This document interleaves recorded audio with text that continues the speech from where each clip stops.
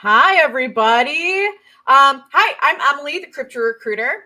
And I am Trevor, the Director of Partnerships. And this isn't your average LinkedIn Live. So we're spilling the tea, breaking down who's building, who's hiring, and who's ghosting candidates like it's their side hustle. No corporate fluff, no vibe killing panels, just real talk about getting hired, scaling teams, and surviving Web3 without losing your Yes, mind. Brunch is served. Let's yes. get into it. Hi, Trevor. How's your day? It's going great. How's your day going, Em? It's going. I'm glad to be here. Wednesdays are always like my favorite day because of blockchain brunch, but I'm excited Yes. that we have so many events going right now. I mean, we've got just shilling Mondays and Fridays. We've got office hours on Fridays as well, Friday afternoon. We've got our new show. What is our new show called? Sorry. Oh, Bullish Bullish on. On. Wow, I should know that. So, Bullish On is going to be an opportunity to meet our hiring managers, meet our candidates, meet our placements. We want to show you the different hiring strategies at these companies. We want to show you the different candidates that we have placed. So, we're really excited to launch that. Now, I apologize if you can hear my dog barking in the background. I think you all have met Bear. He loves to talk. He loves to talk. So why don't we start with our open jobs, Trev? How does that sound to you? Yes, let's get to it All because we got a right. lot open. Beautiful. So, gosh, we've been filling these jobs left and right. So we've got completely new jobs open right now. So as of this morning, we just opened up a head of research. We have a growth and partnerships lead based is that in New York? Yes, that's in New York. We just opened up a BSA AML senior manager. That's with a crypto company. Obviously, we are the crypto recruiters. So they're looking for someone that has experience as a previous regulator and audit experience. We've got a DevOps engineer, a CFO. We've got a director of account management, a director of operations. In Dubai, I've got a general manager for stablecoins and a general manager for RWA real estate. I Nice. have a controller opportunity, a community manager, a brand marketing manager. That's for a lifestyle brand. So if you have experience in like streetwear, great opportunity for you. A head of growth, leaning more towards the business development side, fully remote. Senior software engineer, a network protocol engineer, a security engineer, and a tax director. So that's what we've got going on live here today. If you are interested in any of our jobs, you are more than welcome to reach out. You can contact me. You can contact Trevor. You can contact the rest of our team. There's 14 of us. We also have an Yes. APAC entity. 14 real people. 14 real people, but 80 not 80 fake people, It's right? okay. Because all those fake profiles attached to our They just love us so much. They just want to be like us, Em. That's it, they do that. Hey, I was talking to someone yesterday when they said, I mean, it's a little bit different, but they said, when you have haters, you've made it. You know what I mean? So I think True. that's an interesting concept. And we've got some haters. So that's where my life is. One of the things I wanted to talk about today, I'm going to try to stop saying, that's number one. But one of the things that I wanted to talk about was applying to jobs. So when you are Yeah. applying to jobs, you don't want your resume to be lost in the application pile. So I would always encourage you, apply Monday through Thursday. When you apply on Friday, everybody's, walking out of the office. Your application is going to get buried underneath all of the applicants from, hold on one second, I'm getting a message. Okay. All of the applicants from over the weekend, right? So you want to apply Monday through Thursday, because on Thursday, your application will come when they filter by who's applied. Your application won't be buried by everybody else, because everybody's still working on a Thursday, but I think Fridays people are a little bit more relaxed. And then if you apply over the weekend, Monday is tough because they're bogged down from everything that happened over the weekend. So if you apply Monday morning, your application is at the top of the list. I hope that makes sense. So be strategic about the times you are applying. And I made a post about this yesterday. You need to be tracking your job application. So what I mean by that is you need to know where you've applied. You need to know when you've applied and who you're talking to about that job. So I like to keep a Google Sheet. I actually, you know what I should do? I should make a template of a Google Sheet to be able to send so people know how to like outline this. So in the Google Sheet, It's got the link to the job posting that you applied to. It's got the date you applied, and then it's got a link to the hiring managers on LinkedIn. Hold on one second. Sorry, there must be someone at my front door. I had to let my fiance know he needs to go get them. So we were talking about applying. We were talking. What were we just talking about? Tracking them as well too. So like, because like Google Sheets is like super simple. I mean, if you're old enough, you would use Excel, right? I still use Excel. Yeah, me too. I like Google Sheets. So you want to put in there link to the posting, date you applied, where you applied would be beneficial if you applied on LinkedIn, if you applied direct through the job board. And then you also want to put the LinkedIn URLs of the hiring managers, right? When you apply to a job, send connection requests to the hiring managers. Don't put a note. When you put a note, you're giving them your ask, right? When you send a connection request to someone, you want something, right? Whether that's you want their time so you can learn from them. You want them to be in your network so you have a bigger reach. You want to sell them something, right? There's a lot of reasons that you would connect. But when you put a note, you're telling that person, hey, here's what I want from you. So now they're making a decision based off that note. Do they want to give you whatever you're asking for? And on top of that, if they don't, they're just going to ignore you. But if you don't put a note in your connection request, it's kind of like a little mysterious, like, ooh, what is Trevor looking for? I don't know, but he's got a great profile, so I'm going to connect. That's my goal for you. So send out those connection requests day one without a note. Then you need to follow up in 3 days. So what's great is you've got a Google Sheet with all the jobs and the dates. So that way you can be like, okay, it's been 3 days. Let me go check who's connected with me from this company. If no one has connected with you, then you go ahead and, if no one's connected with you, you want to send a couple in-mails. So this is where I'm a huge advocate of LinkedIn Premium. I really deserve a commission, honestly. From it's coming. It's coming. You don't know. They're gonna give you some dividends or bonus. I'm telling you, I do deserve a bonus. I've gotten so many people into LinkedIn Premium. But in LinkedIn Premium, you can send in-mails. And an in-mail, what's cool about that is not only does it notify them on LinkedIn, but it actually sends them an email to their inbox, in their email inbox. So this is considered 2 touches. One of my philosophies is when you see something multiple times, it becomes more familiar. You're more likely to either do the thing, buy the thing, follow the account, whatever. So if you have 2 touch points, right? They see your message on LinkedIn and then they see your message on email. That's a good thing. You want them to be more familiar with your name. And then they're going to see your application. That's 3 times they've seen your name. I think that's half the battle. So if you don't get any connection request accepted, send an in-mail and then follow up again in 5 days with another in-mail. I think it's a great way to get the hiring manager's attention. Now, you could also go a step further and find their emails. There are several tools you could use for this. I think the least expensive one is Hunter. Hunter will provide you, we don't use it, but I think Hunter will provide you with the clients or the company's email addresses, and you could just email directly. But my key to success here, guys, don't email, hey, I saw the job, I'm interested, I think I'm a good fit. Everybody's saying the same thing, right? Mm-hmm. I, me. You want to make sure you position it in the way that it helps the hiring manager, right? So my favorite example is, hey, let's say I was applying for a recruiting job. Hey, do you think my 10 years of recruiting and 5 years in crypto would bring value to your team? That's it, right? But it's not a question of, am I a fit? It makes them think about it, right? It's just positioning it a little bit different. So once your connection request is accepted, start sending messages, start a conversation. But one of my other thoughts is if you want something, make it as easy as possible for that person to give it to you. So if you want the job, on your message, attach your resume because they're going to ask for it. You know what I mean? So you're eliminating a step for them by attaching it already. So it's little things like this that really make a difference. But I had someone ask me, what was my best advice for interviewing? And I have to tell you guys, it's very simple. My best advice is sending a thank you note before the interview. Nobody does this. So you want to send a thank you note and say, hey, Trevor, I've been doing some research on the crypto recruiters. Loved your most recent blog article about hiring developers.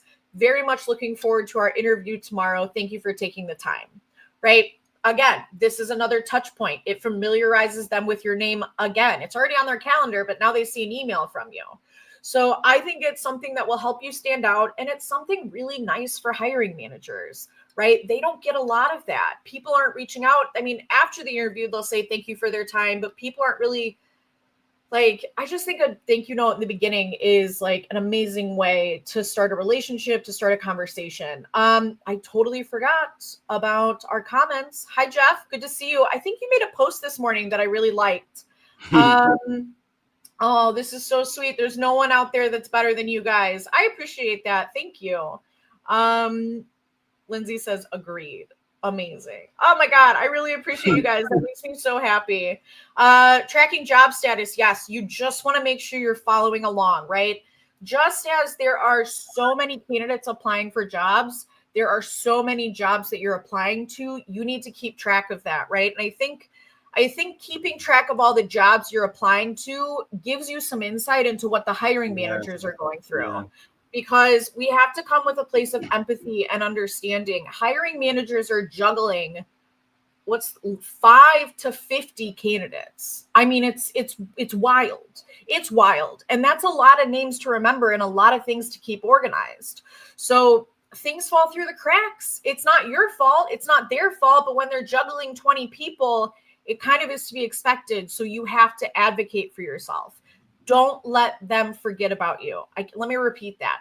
Don't let them forget about you. If you want a job, a company is not just going to give you a job to give you a job, right? They're just not going to throw money at you so you can have a job.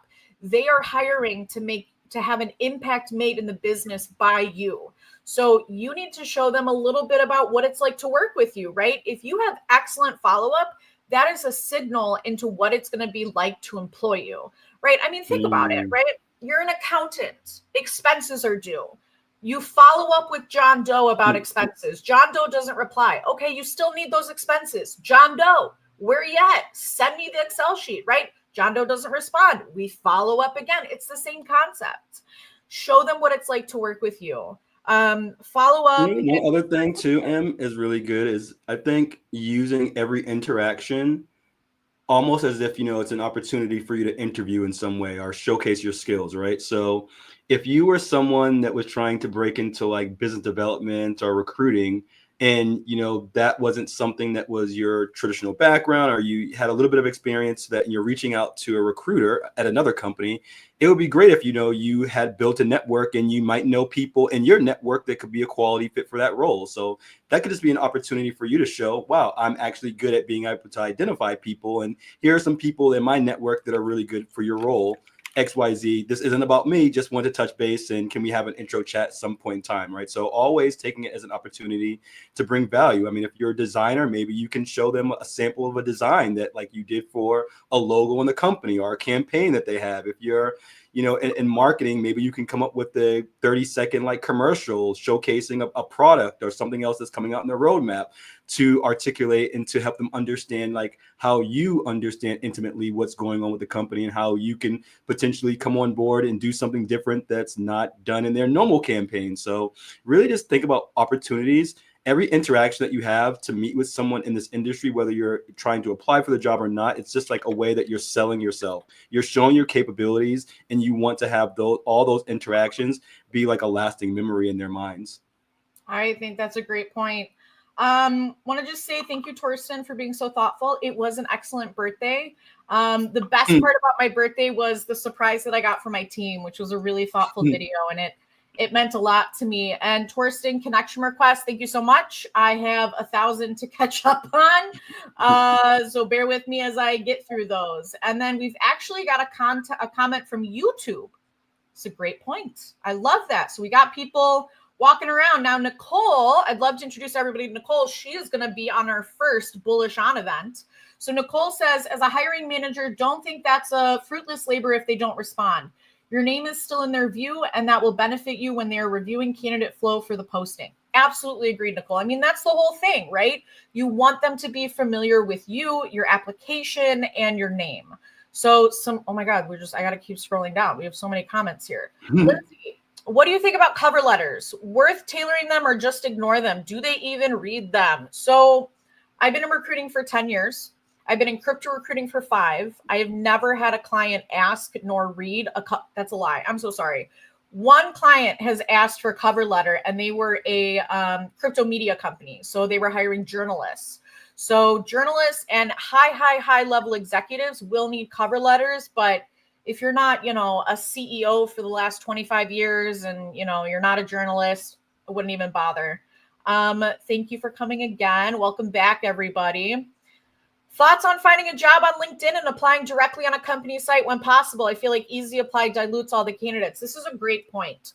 So when you apply, how do I say this? When a company posts a job on their website, it might not still be active. They could just accidentally leave it on their website, right? How many people do we know that haven't updated their own website? A ton.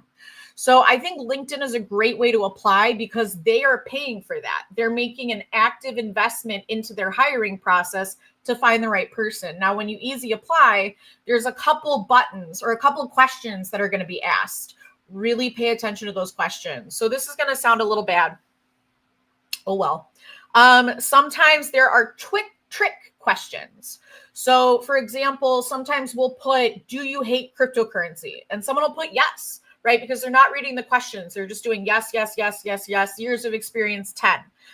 You want to pay attention to those questions because there are so many applicants. Companies are getting smarter in ways to filter people. And I know there's a million jobs that you're applying to, but you've got to put the effort into each role that you're applying to. I mean, it's unfortunate. It's a lot. It's overwhelming, but you have to do it. So I think LinkedIn is one of the easiest places to find a job. I'll have a lot of people in the comments, I'm sure, that are saying they've never found a job on LinkedIn. And my rebuttal to that is, what does your LinkedIn look like? Is it filled out? What does your resume look like? Is it where it needs to be? Because we have made most of our hires, I think we're close to 400 now. Hires have been made from LinkedIn, a couple from Twitter, but mainly LinkedIn. It's the easiest place to find people, right? So on the back end of LinkedIn, I have keywords and I can search keywords, and whoever has those words on their profile, they come up in a list. Now, what's interesting is those that have the most of the same keyword, they come up first. So if you've got crypto in your profile 5 times, you're going to come up higher on the list if I'm searching for the keyword crypto. So I think optimizing your LinkedIn is critical because when I'm flipping through on the back end of LinkedIn, when I'm flipping through profiles, it shows me your LinkedIn profile, not your resume. So when I'm flipping through, when I see all those applications, the first thing I see is your LinkedIn profile, and then I have to download your resume, which is where you get those notifications. Someone at the Crypto Recruiter says downloaded your resume, right? So that's how it goes. So a lot of times when you've got 500 applicants, you're not opening each resume. You're going through LinkedIn profiles. So if your LinkedIn profile is not up to date, it doesn't have all the information, you are more likely to get skipped over. So Bryce, I hope that was helpful. Gotta say hi to my friend Brandon. Good to see you, Brandon. Thank you so much. I worked hard in the background. Nicole is back. Especially in a sales role, our top sales performers come in through relentless follow-ups. Treat your job hunt as a sales process. You're selling yourself. You are selling yourself. You are actually selling your services and getting money in return. That is literally the definition of sales. So you need to make sure that you are coming in the best light, that you are doing that follow-up and you're doing it in a thoughtful way, right? If you're in a sales role, you don't want to come off scammy or spammy. You want to make sure that your reach out is thoughtful, is personalized. Don't use AI. It'll kill the deal every single time. I think also too, like consistency, right? So, I mean, there are many quote unquote sales professionals that are probably waiting for you to reach out the 5th, 6th, 7th, 8th, 9th time, because that's something that they have to do in their sales cycle to bring on a big client, right? So it's not necessarily that first outreach. It's usually a lot of times, I mean, I don't get responses in a lot of outreach that I do the first time. Maybe I haven't showed value the right way. Maybe it was something maybe it was just timing. Maybe they were busy, right? I never take it personally and think that it's something about me or them. I mean, a lot of people that I hear, especially in the job search, and we've heard this numerous times through just personal conversations, is that like, I applied for a job and I got ghosted. I never heard back from the recruiter. It's like, well, when did you reach out? I didn't reach out. Or I reached out 3 weeks ago. When did you apply for the job? I applied, 6 weeks ago. It's just like, what? Like, if this was something that you really, really wanted in life, or if this was like your last meal and you didn't have any food on the table and you seen a nice tasty meal across the road and it was like something that says ask me a question and you just decided not to ask the question, like you're just doing yourself a huge disservice, right? So, if it's something that you really, really want, and if you feel that you truly do need it, you have to be consistent, you have to be persistent, and you never want to take it personally and think about like, hey, it could be even a situation where the opportunity that you were applying for, if you reached out numerous times, if no one ever got back to you, if you never got a response, then maybe it wasn't the right fit for you, or maybe there was something going on internally with the company that like you're dodging a huge bullet, right? So never ever think of that first interaction, the first few interactions, as like your end all be all. And sometimes no's in sales turn to maybes, and then sometimes maybes turn to yeses. So you always want to be consistent and think about what you're learning from the experiences as well too, because even if you are lucky enough to get feedback and you're doing analysis and you're looking and you're tracking your jobs like Emily is saying, then maybe you can start to pick up different trends. Like, I've applied to 100 social media jobs and I've got 0 responses. Is there something that I'm lacking in my skill set, or is it just something in my presentation? Or maybe you might be a little bit stronger on community side, or maybe you might be stronger in some other aspect of marketing, and then you can start to apply for jobs that are a little bit different. Then you might start getting more responsive for those jobs, and then you can start to kind of say, well, if I'm getting this many responses for these types of jobs, maybe there's something that potential hiring managers are seeing in this that's more attractive, and then you can start to put your attention and your intention to those kind of positions as well too. So yeah, just keep going, guys. Great feedback, Trevor. So in Chicago, we host live events, networking events. We're trying to kick this back up to one a month, but I have a great friend, Alex, who's hosting Web3 weekends. So every Friday, we all get together. There's a really big community in Chicago. But anyway, what I was talking about was there was a gentleman that I messaged 17 times. 17 times over the last 4 years, which is like not a lot considering it's been 4 years. Over 4 years. 17 times he showed up to my event last night. I invited him, never got back to me, showed up to my event. I was very excited to meet him. But again, that was 17 times. I'm not and saying did he call you out on it? Was he just like, hey, miss 17 times? He was like, you've been messaging me for a long time. And I was like, yes, I have. Thank you so much for coming. That's awesome. I'm so glad, Lindsay, that you find this helpful. Thank you, thebomb.com. You are as well. We have one question. What are your thoughts on Web3 job boards? Trevor, do you have an opinion? And then I'll go.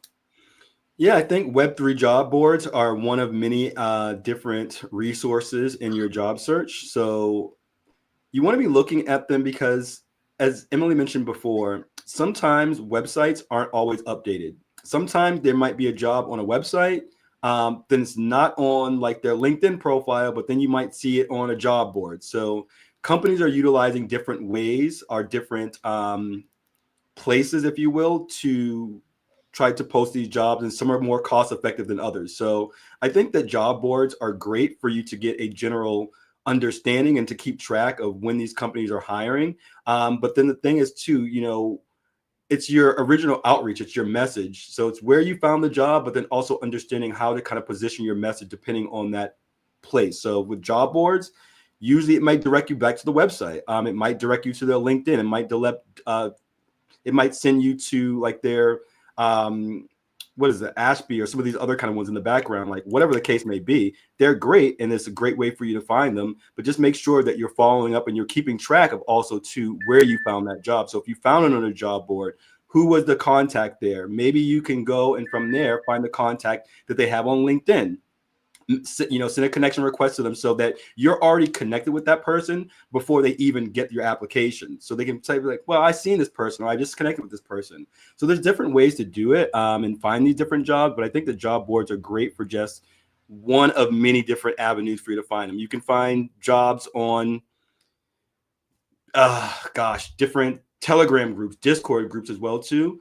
But one thing about it is that once you start seeing jobs on job boards, whether this be on the website, LinkedIn, or a job board, is that know that there are lots of people applying for those jobs. So by the time you might see it, there could be, 20, 30, 40, 50 people that already applied to that job. So even though job boards are great, being able to find out about a job or to know about a job coming down the pipeline before it's actually posted on online or a job board or on LinkedIn, that would be like your ideal situation. And the way that you can do that is by having relationships with the companies, right? Trying to following the recruiters. Maybe the recruiters might put something on their LinkedIn profile that's going to give you an indication that there's going to be a job coming down the pipeline, or that you've had that relationship, or you know someone else on the product team or in project management, or you read their roadmap and you understand what the company is building ahead of that. So job boards are great, but it's not the end all and be all, essentially. Yeah, it's not. But we do have some really great job boards in mind. So DGen Crypto Jobs has 14,000 followers on Telegram. They do an amazing job pushing out the notifications. If any, like work in crypto, those would be my top two. So I would definitely join those communities. Work in Crypto has a great Telegram chat as well. So I would definitely check those out. Crypto Job List is another one too, right? What? Crypto Job List is another one too, I think. They're another one, but I like DGen Crypto Jobs better. So anyway, Moed, what factors make you consider them before your top choice for hiring? That's a really great question. One of the things that we need to be aware of is these companies are using us, the crypto recruiters, to find their team. That means there's a pretty hefty fee on top of your head. So our clients are looking for the perfect person if they're going to work with us. So I don't want you guys to be offended if you're not a fit for the jobs that we have open, because our clients are only entertaining very specific candidates. That's why they work with us. So depending on the job order, I'm looking for years of experience. I'm looking for longevity within positions. I'm looking at location and time zone, and I'm looking at, skills that have been acquired. There was also a question that I forgot to mention. Oop, not this one. Do skills get picked up in your keyword search? Yes, they do. Skills are actually the priority in keyword searches now. So you want to make sure you've got all 50. I wonder, is it 50 or up to 100 now? You want to make sure that all 50 skills at least are on your LinkedIn profile. And these should be technologies, not soft skills. Technologies, keywords. We don't want to put like leadership. Okay. You know what I mean? Like no one's looking for the leadership keyword. We get it. You're a good leader. Like we can see that off your resume. You are very welcome for the help. I'm so glad that it was beneficial to you. So that's kind of the thing that hiring managers are looking for. I would say one of the really top things is longevity.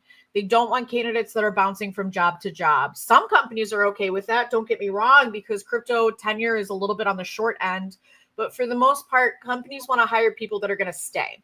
They don't want to hire people that are going to come in, make a bunch of cash, take a bunch of tokens, and then dip.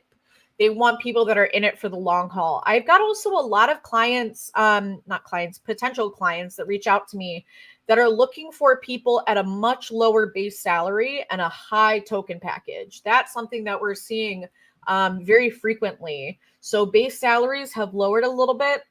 Token packages are incredible. So we were working with a company. We didn't end up filling this job. But we were working with a company on a marketing person. The base salary was $150, all in compensation, $800,000. $800,000 all in because of the tokens. I would have taken that job. Me, personally. I'm not a marketer, but I would have taken that job. Any other questions from our group here? We've got about 13 people in the room. I love these intimate chats. It's always great to have like the 500 ones, but like when it's more intimate, a little less pressure. I enjoy it. How much would you want to see your portfolios how much would you want to see on your portfolios as a recruiter? Great question. For marketing, I want to see a full portfolio. For marketing, I want to see your style. I want to see your graphics. I want to see your content. And that's also a great point, is on social media, you should be positioning yourself as an expert. You should be talking about crypto and Web3. You should be talking about different trends in the space.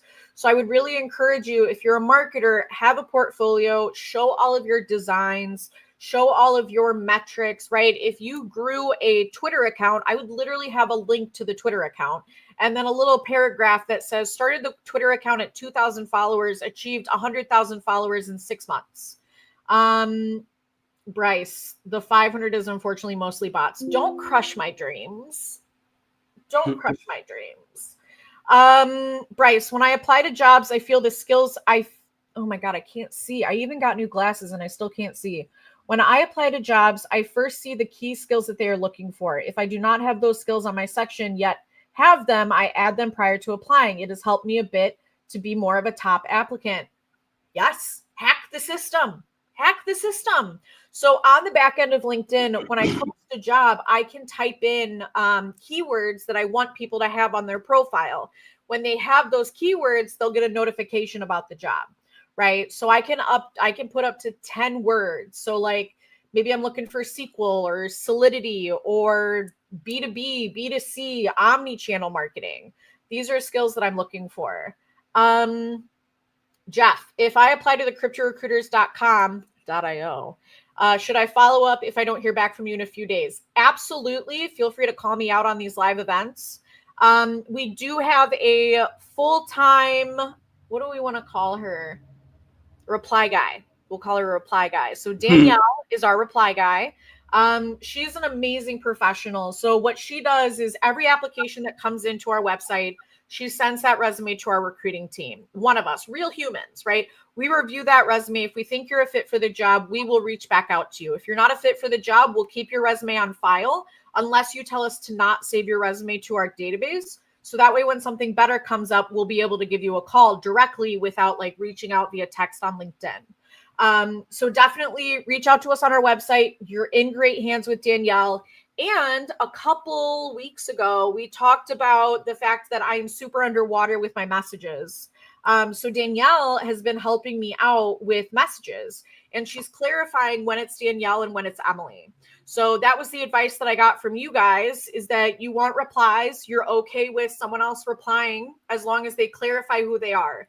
I have trained Danielle personally. We've sat, oh my God, we have just sat together on Zoom for hours and hours and hours, making sure that everything is absolutely the way I would do it.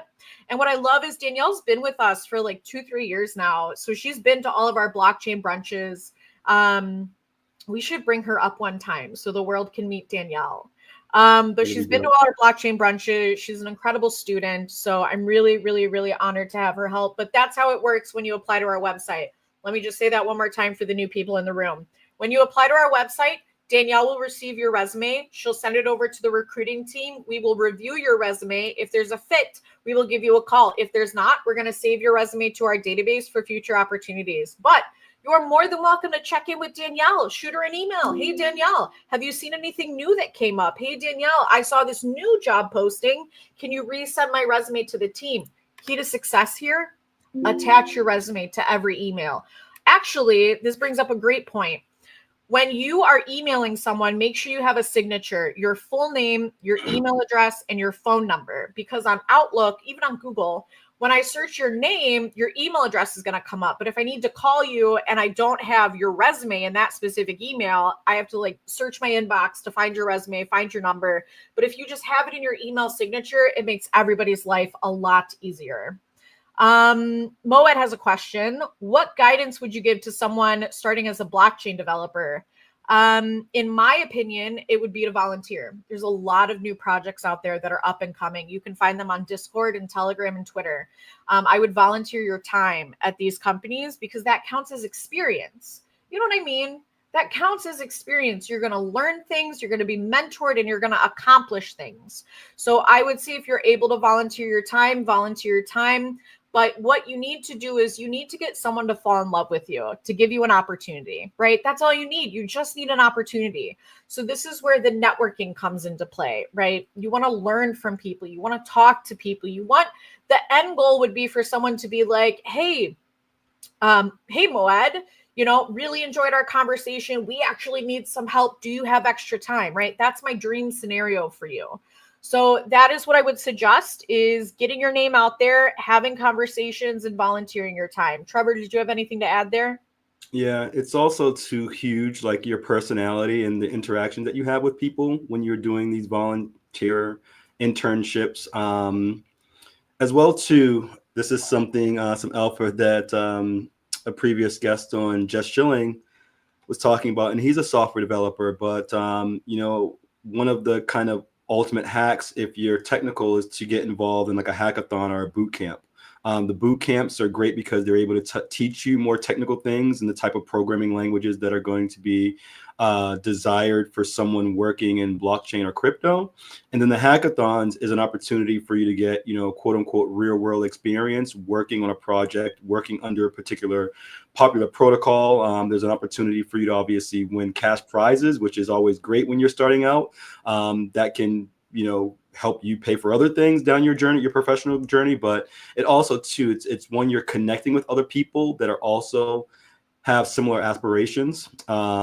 You're being able to maybe even get mentorship from someone much more senior that's been in the industry, that's kind of been battle tested, and they can talk to you about their personal experiences, the things that they've overcome, maybe mistakes to avoid on your journey, so that you're not wasting your time and that you can be more efficient trying to get to your ultimate goal of getting in the space. And I mean, it's the relationship building as well too. So even if you join a hackathon or you don't necessarily win the prize, I think it's about what you learn from the experience and then going back and being able to build on that base level knowledge. And don't just go to one hackathon, go to many hackathons, build up your own little personal portfolio of things that would look attractive to someone that may be looking to give you that first opportunity. And when it comes for developers or anything else, right? I mean, if you wanted to be a farmer, you would probably try to go find out where a bunch of other farmers are hanging out and have a conversation with farmers about what farming's like. If you want to become an actor, most people start to go to like LA and they go to where all the other actors are and they try to get in the rooms and go to the events where all the other actors are. I mean, it's the same thing for crypto. So don't really kind of think, don't try to kind of recreate the wheel. You just want to immerse yourself in that environment, follow other people that are doing what you want to do, try to learn from them, follow thought leaders, and try to tailor your career to what is applicable, and the actual skill that you have are transferable and that you can apply to your own journey. Great feedback. Absolutely great feedback. We've got a couple other questions here. I love how interactive we are today. Julie, thank you so much. We're so glad to be doing this as well. We just want to help. Zach, good to see your name here, my friend. Any place to practice for aptitude and personality assessment tests? Those are so annoying. I hate them. So I would tell you, be yourself. Companies aren't necessarily using personality tests to disqualify you as much as it's to understand how to work with you. So everybody has their strengths, everybody has their weaknesses. Then this also brings me to another point. When you have a weakness, a company is not looking to disqualify you because of that weakness. They're looking to see, can their team supplement your weakness, and does your strength supplement the team's weakness, right? So it's not bad to have weaknesses, but you need to work on a team that supplements for that. Jeff has asked, any strategies to keep anxiety and frustrations at bay? I'm a very on like yes, but also no. This question is stumping me because everybody's different. Everybody's going to handle anxiety and frustration differently. I think the best way to get around this is to go for a walk. I think, when you're feeling, job hunting is a very emotional time, right? It is stressful. It does cause anxiety. It causes depression. It causes you to think, what's wrong with me, right? I think you need to clear your head. You need to clear your head and keep your chin up. One of the strategies is to follow me on LinkedIn. I try to post to make people smile. That's my goal, right? I know my content sometimes comes off as goofy, but I really am trying to make you smile through this very difficult time. So I would say get some exercise. That will definitely be beneficial, but do more than that.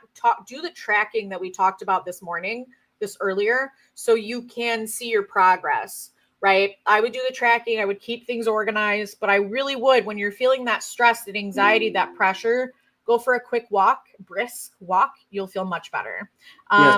Step away from it a little bit, right? And then also too, I would say try to tap into the things that when you're not searching for a job, what brings you joy? So for me the other day, I was just walking around randomly and it was raining, and like I wasn't down or anything like that, but it was interesting because like I really wasn't even paying attention to it. And just sometimes they're just like, look around, right? Just sometimes there's just beautiful things that are around you, but like you have your head down, and literally my head was down and I was just walking. And then I was just like, I just got to look up for a second. And I saw like this crazy rainbow. And I was just like, oh my God, like that is incredibly beautiful, and everyone else was just walking around looking at their phones, and I'm just looking up. I'm like, no one else sees this rainbow here.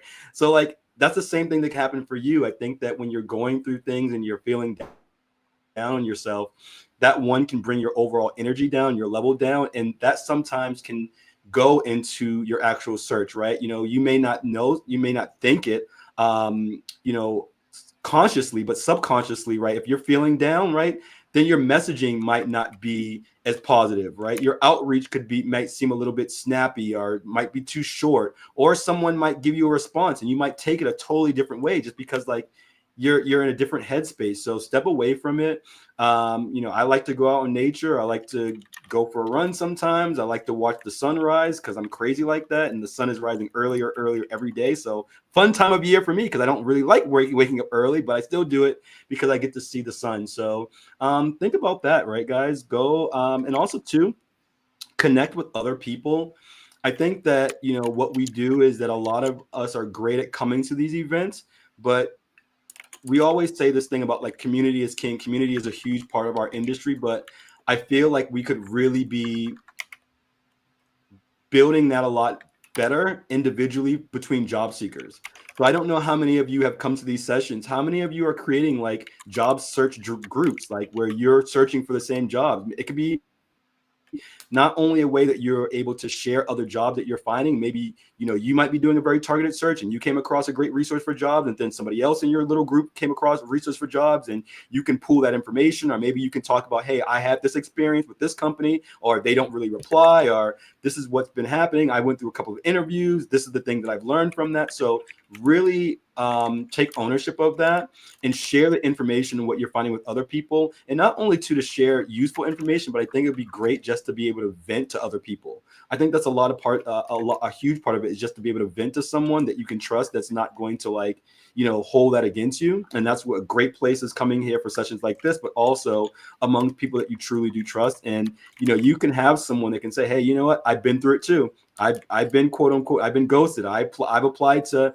100 jobs, and you're like, wow, I applied to 50 jobs, and I was thinking I was applying to a ton of jobs, and there could be someone that applied to 500 jobs. So really, you have to understand that where you are, it's unique to your own particular journey, but it's not always as bad as you possibly think it is. And you can uncover that by having conversation with other people and realizing that that this is a part of the journey. It is a part of the journey. Okay, really quickly, let's see what we got going on. I've been building my own projects. How valuable is that versus building for other companies? Oh, sorry. So I think it's always great to have self-experience, right? Being a founder is fantastic because you get a lot of experience in one, right? Your accounting, your marketing, your operation, your everything. So I think that experience is very invaluable, but when you own your own company, a company that's hiring, a hiring manager might have questions, right? One, if your company was successful, why would you want to leave?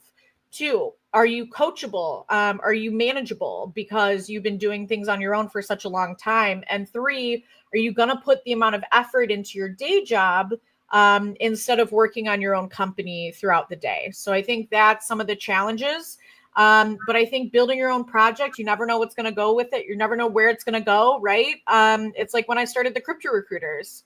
Did it make more sense for me to start my own company, or did it make more sense for me to join someone else? And I wanted to, the reason that we exist is we want to do things differently, right? Obviously, we're hosting these events. We want to work with companies that offer great opportunities to our candidates. So I'm not afraid to say no. I'm not afraid to fire a client, which means I usually have fewer opportunities than our competitors, but quality over quantity, in my opinion. So that's what you can expect from us. We heavily vet our clients. I meet all the founders. I ask them very specific questions. I want to get to know who they are, what makes them tick. I want to know their pet peeves, right? Because you're going to be working, crypto is so small. You're working so closely with these people. We've really got to check all the boxes. So that was a great question. Now, Luis has another question. Where are we at time-wise? Okay, got about 15 minutes. After working in a crypto startup for 4 years, I've been lucky to be all over different projects and departments. Should I tailor my CV for each role to be specific for the relevant positions? Absolutely. You should have multiple resumes because your experience could go multiple different directions, right? A product marketing manager could go product, they could go marketing if they didn't want to continue to be a product marketing manager, right? So I think that, everybody has different skills that relate to different positions that they're maybe doing in their one job. So if you have a marketing resume, a product resume, an X, Y, and Z resume, submit the right resume to each position to give you an increased chance of getting the job. Okay. I need to sneeze, but it's not happening. And now that I said it, it's not going to happen. Get that sneeze out. Whew. So we have another question, Torsten. OKX was very fast to invite me and advance me to the next round and then to reject me. Hey, take that as,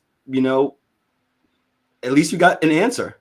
Yeah. A lot of times, sometimes you don't get anything, right? So now your goal is to get to the yes, right? So on quote unquote sales, I remember there was one person, and this was back in the day when we literally had like a spreadsheet of 200 different companies with names and phone numbers, and you would literally go in a room, in a dark room by yourself, and get on a phone and just call people and keep calling over and over and over again. Hi, I'm Trevor. No. Hi, I'm Trevor. No. And like I was just like bumps, like, dude, I keep getting no's.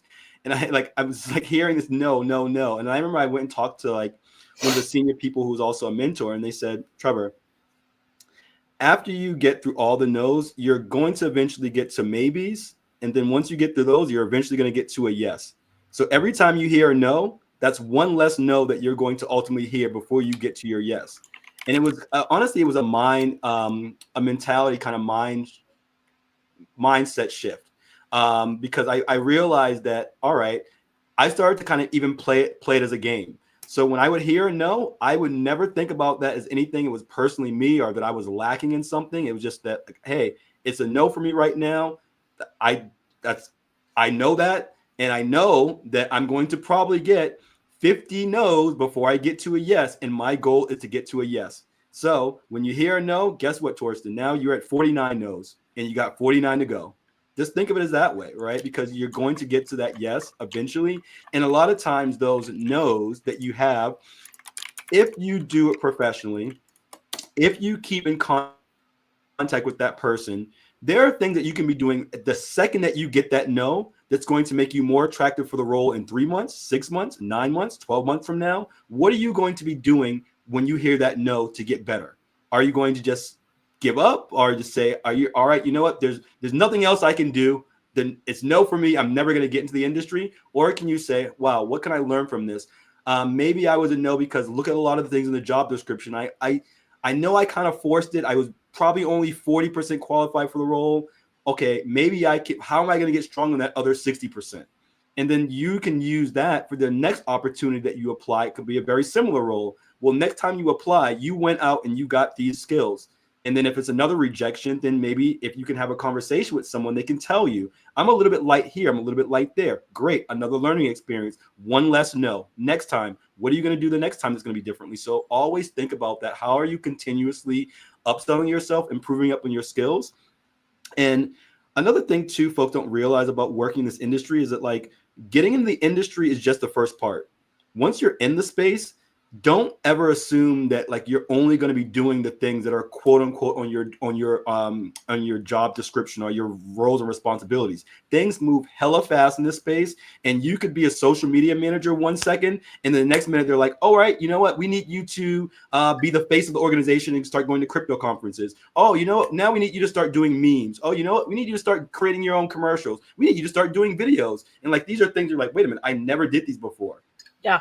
Guess what? You got to learn. And if you don't learn, you're going to get replaced or taken over by someone else that's more hungry and capable of being flexible and learning these skills. So, getting in the industry, just the start of it. Once you're here, you still have to continuously doing the same thing that we're teaching you and coaching you about on these sessions. You always have to be looking for opportunities to get better, more versatile, more flexible, and stronger and stronger and stronger. And you also have to be really in tune with the market, the trends, the technology, where it's going, so you can be a little bit proactive to know, hey, these skills may not be on quote unquote job descriptions, but what are other people that are in these similar roles doing on social media that I should be taking examples from, not copying per se, but learning from, because these skills could be things that could be really important in terms of your own personal success as well.